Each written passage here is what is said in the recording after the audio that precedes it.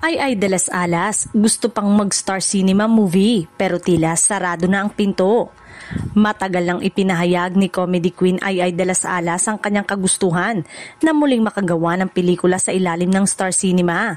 Ang production outfit na nagbigay sa kanya ng ilan sa pinakamalalaking tagumpay sa karir niya.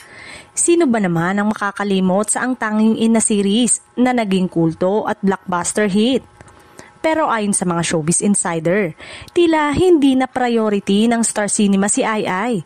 Sa nakalipas na mga taon, mas nakafocus na raw ang kumpanya sa mga batang artista at sa mga bagong love team na siguradong bebenta sa box office at digital platform. Dagdag pa rito, mas naging aktibo si Ai sa mga proyekto sa ibang network at indie film.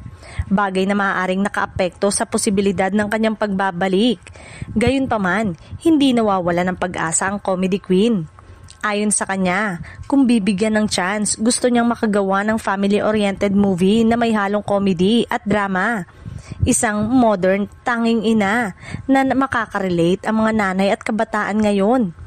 Pero ang tanong ng marami, handa pa ba ang Star Cinema na muling buksan ang pintuan para sa kanya?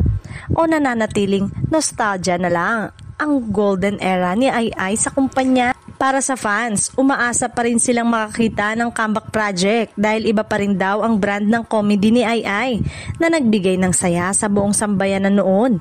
Pero kung hindi na, mukhang mananatiling what if na lang ang muling pagtutulungan ng comedy queen at ng Star Cinema.